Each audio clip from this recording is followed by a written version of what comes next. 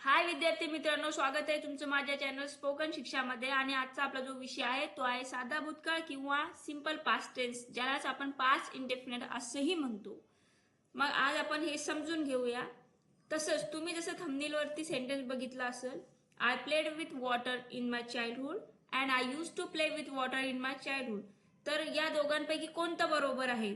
आणि जेव्हा आपल्याला जर पास्ट बद्दल एखादी गोष्ट सांगायची आहे तर मग तिथे यूज टू चं स्ट्रक्चर घ्यायचं किंवा मग साधा भूतकाळ घ्यायचा, हे पण यातून क्लिअर होणार आहे का हे दोन्ही सेंटेन्स बरोबर आहे का यातलं चूक आहे, आणि मग याचा यूज कसा करायचा हे पण आज आपण आजच्या व्हिडिओमध्ये बघणार आहोत।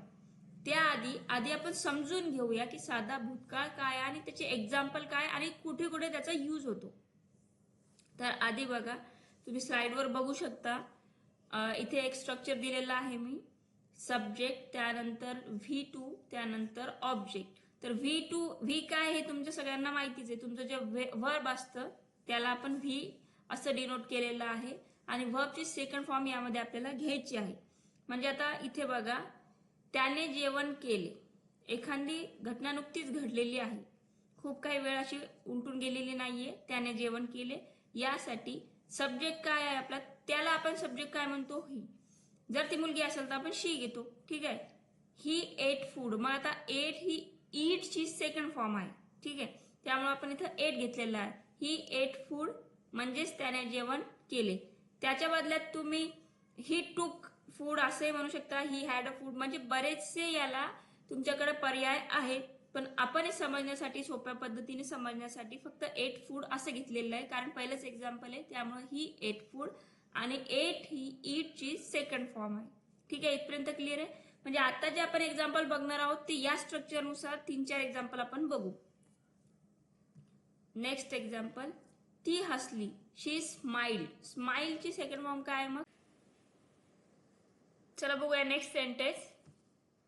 आणि नेक्स्ट सेंटेन्स आहे, त्याने पाहिले। त्याने पाहिले म्हणजे काय? पाहण्यासाठी आपण काय यूज करतो? सी। मग आता सी ची सेकंड फॉर्म काय ती आपल्याला बघावं लागेल आधी।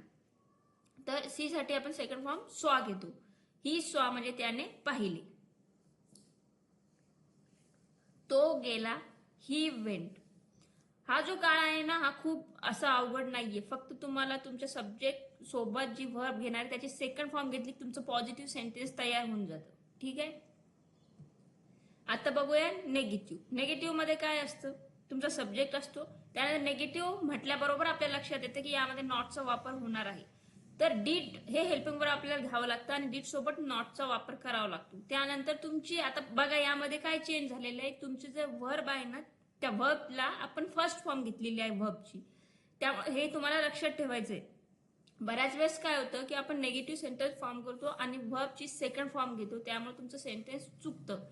तर हे लक्षात घ्यायचं आहे, जेव्हा तुम्ही ते स्ट्रक्चर फॉर्म करता, सेंटेन्स फॉर्म करता ना, तेव्हा ऑटोमॅटिकली तुमच्या लक्षात येतं। तर पहिले 2 ते 3 सेंटेन्स काळजीपूर्वक जर तुम्ही बघितली तर नंतरची तुम्हाला ऑटोमॅटिकली फॉर्म करता येतात। मग आता पहिलं सेंटेन्स बघा आपलं, त्याने जेवण केले नाही, नाही म्हणजे निगेटिव्ह सेंटेन्स आहे। मग जर आपण इथं स्ट्रक्चर नुसार घेतलं तर सब्जेक्ट आपला ही, त्यानंतर आपण डिड नॉटला ऍड केलेलं आहे। तुम्ही इथं डिंट पण डायरेक्टली घेऊ शकता, ज्याला आपण कॉन्ट्रॅक्शन म्हणतो, पण आपण बेसिक लेवलवर शिकतोय त्यामुळे did not. He did not eat food, बघा इथे जे वर्ब आहे त्याची मी फर्स्ट फॉर्म घेतलेली आहे ईट, मी सेकंड फॉर्म नाही घेतली, एट नाही घेतलं, eat food. He did not eat food. I hope तुम्हाला आता हे कळलं असेल बऱ्याचपैकी, कारण एकदम सोप्या पद्धतीने मी सांगण्याचा प्रयत्न केलेला आहे। नेक्स्ट बघू, तर चला बघूया समोर नेक्स्ट सेंटेन्स,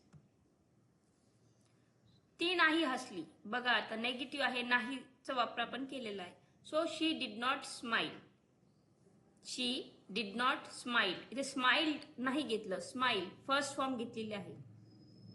त्याने पाहिलं नाही, ही डिड नॉट सी, बघा आता सॉ घेतलं का? नाही, सी घेतलं, कारण आपण यात डिड नॉटचा डीड घेतलेला आहे, त्यामुळं लक्षात येते की आपल्या पास्ट बद्दल आपण बोलतोय, हा पास्ट काळ चालू आहे, सिंपल पास्ट आहे, आणि त्यामुळं आपल्याला इथं V1 घ्यावं लागणार आहे। आता बघा लास्ट पार्ट, हे जे सेंटेन्स मी तुम्हाला सुरुवातीला दिलं होतं, I play with water in my childhood, तर हे याचा अर्थ बघा काय होतो, इथं आपण यूज टू ना तुम्ही कन्फ्युज झाले असाल, कारण की मी यूज टूचा व्हिडिओ जेव्हा बनवला होता त्यामध्ये मी तुम्हाला सांगितलं होतं की जेव्हा आपण आपली एखादी पास्ट हॅबिट सांगतो त्यावेळेस आपण यूज टूचा वापर करतो. म्हणजेच हे सेंटेन्स कसं आहे, I played with water in my childhood, म्हणजेच मी लहानपणी माझ्या बालपणात मी पाण्याशी खेळायचो. ही काय झाली, माझी एक पास्ट हॅबिट आहे. त्यामुळे ही यूज टू या स्ट्रक्चर सोबत फॉर्म व्हायला पाहिजे असं तुम्हाला वाटेल.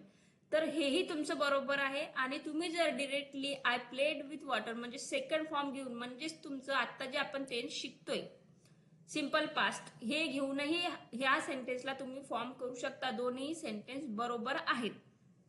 पण जनरली जर आपल्याला यूज करायचं म्हटलं, एखादा पास्ट हॅबिट सांगायची असली तर यूज टू हे जास्त अप्रोप्रिएट वाटतं.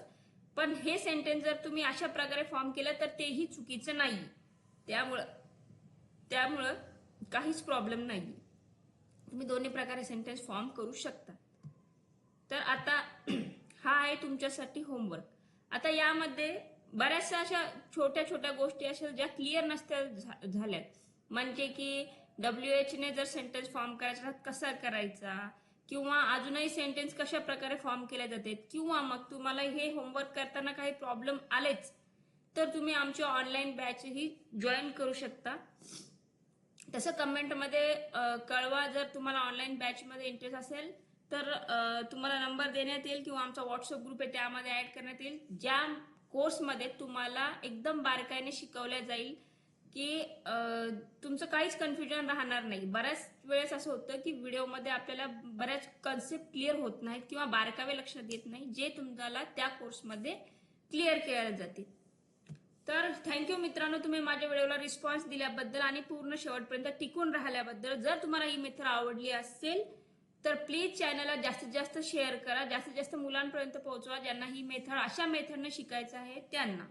तर करत राहा प्रॅक्टिस. मी भेटेल तुम्हाला नेक्स्ट व्हिडिओमध्ये. तोपर्यंत टेक केअर आणि बाय बाय.